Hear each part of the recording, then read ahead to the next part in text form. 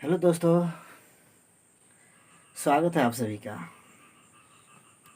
अपने YouTube channel super 30 ज्ञान में। कहना है दोस्तों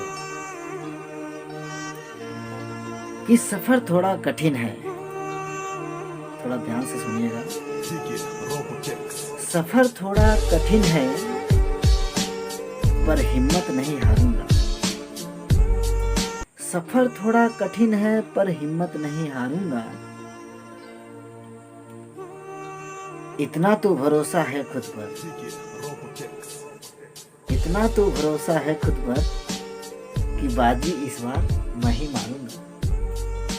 चलिए दोस्तों, बहुत बहुत स्वागत है आप सभी का मेरे यूट्यूब चैनल सुपर 30 ज्ञान में।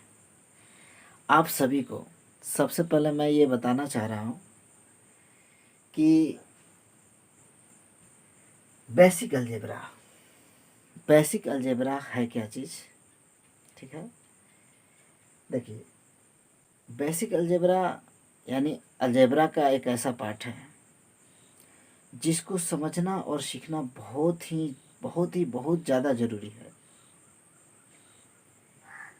क्या है ना कि ये स्टैंडर्ड 7 से स्टार्ट होता है और आगे आप 8, 9, 10, 11, 12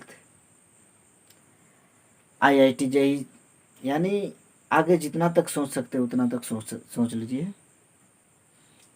हर जगह आपको ये अलजेब्रा मिलेगा। तो ये अलजेब्रा, ये समझिए कि ये बेसिक अलजेब्रा आपका उतना बड़ा स्कोप का बेस है। इट मीन्स ये बोलते हैं ना, घर का जो नींव होता है ना, नींव, निचला स्तर, ये सबसे नींव है। और जब तक ये बेसिक कंप्लीट नहीं होगा तो अलजेब्रा में आपको आगे जितना बढ़िएगा प्रॉब्लम करते रहेगा। तो चलिए, मैं बेसिक अलजेब्रा का कुछ पॉइंट आपको बताने जा रहा हूँ। थोड़ा ध्यान से देखिए। यहाँ पे अब देखिए, यहाँ पे दिया गया है चर और यहाँ है अचर। ठीक, सबसे पहले मैं आप लोग को समझाने और सिखाने जा रहा हूँ कि चर क्या चीज़ होता है अलजेब्रा में और अचर क्या चीज़ होता है।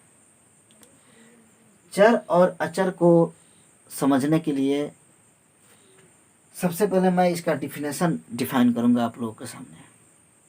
चलिए, ऐसे चर को इंग्लिश में हम लोग वेरिएबल बोलते हैं।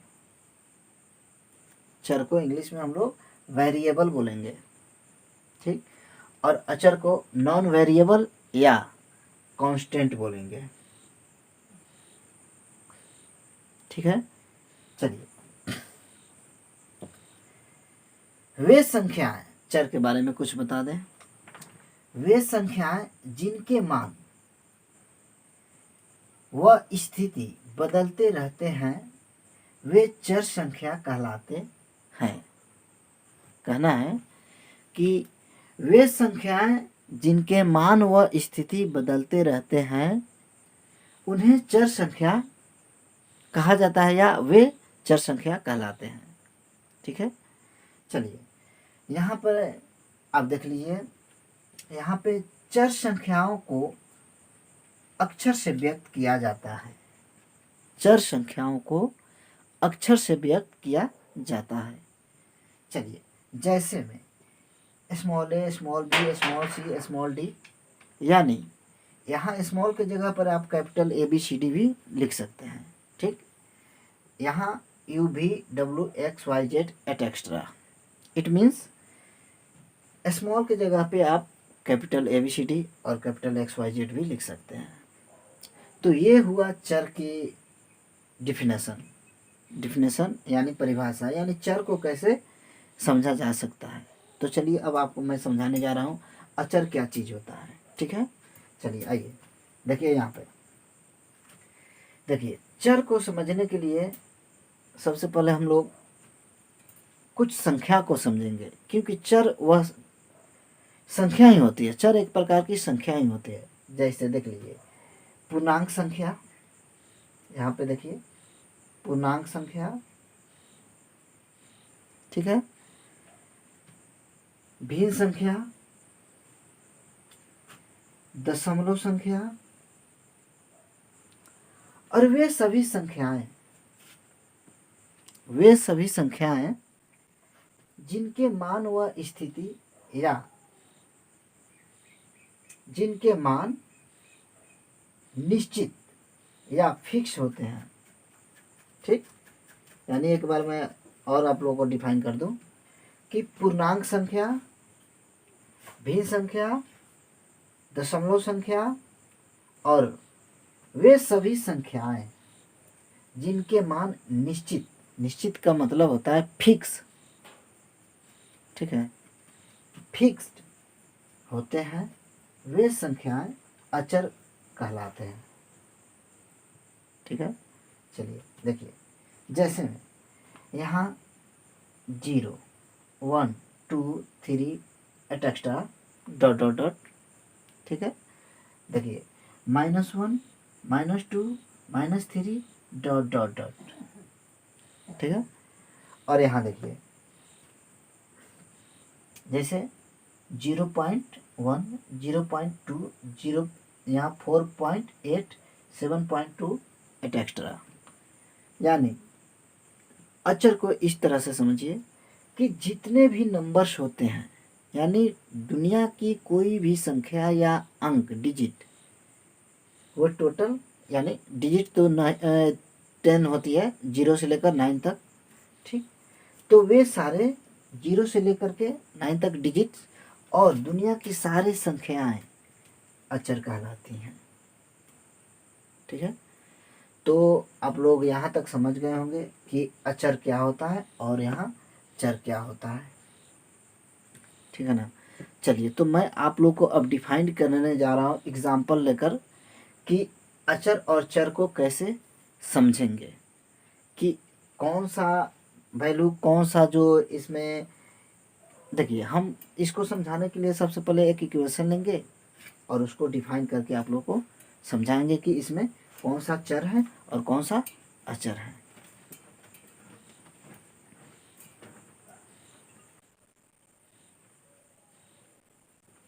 तो चलिए दोस्तों, मैं आप लोग को समझाने जा रहा हूँ कि चर क्या है और अचर कौन सा है। इसमें चर किसे कहेंगे और अचर किसे कहेंगे, ठीक।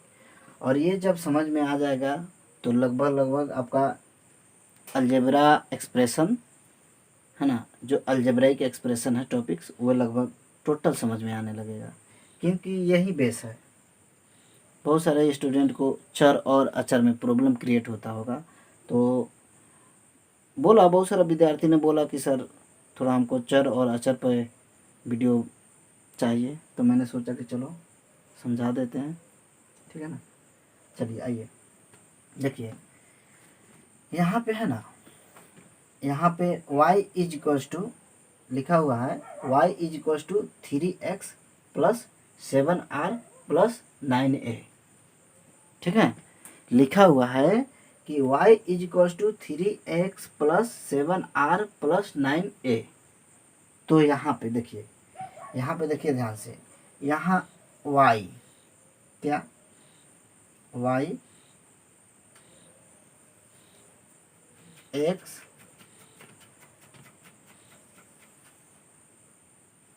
r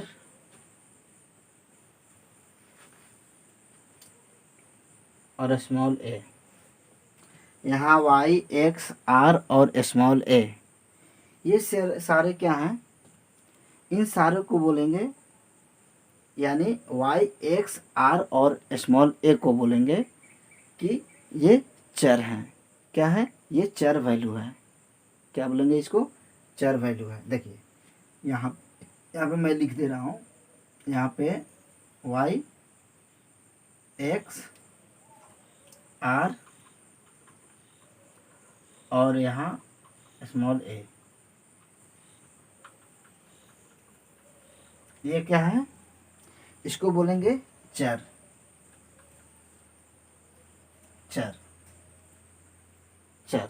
चलिए, चर बोले या इंग्लिश में बोले तो इसको वेरिएबल भी बोल सकते हैं।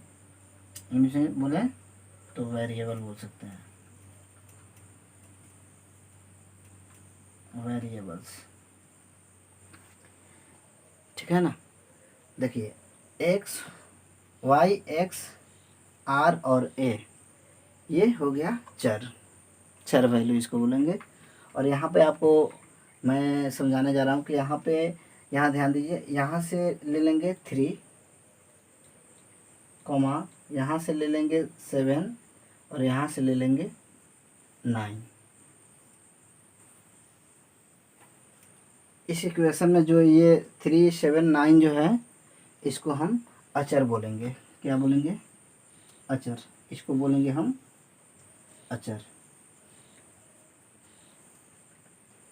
अचर मीन्स कांस्टेंट।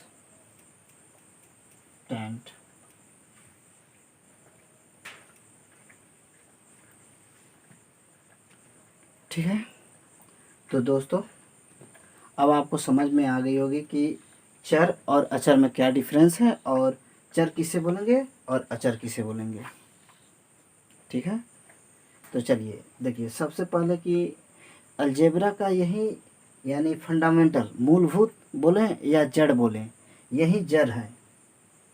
सबसे पहले कि अगर आपको चर और अचर में प्रॉब्लम क्रिएट नहीं होगा तो आप अलजेब्रा में पॉइंट यानी स्टेप बाय स्टेप आगे बढ़ते जाएंगे। निश्चित है, मैं ये दावा करके ये बोल सकता हूँ कि जिसको चर और अचर में प्रॉब्लम होगा वो अलजेब्रा में आगे नहीं सक्सेस हो सकता है। अभी बहुत सारा पॉइंट है, बहुत सारा टॉपिक अलजेब्रा में है, जिसको समझने से पहले चर और अचर को समझना बहुत ज़्यादा ज़रूरी है। ठीक है,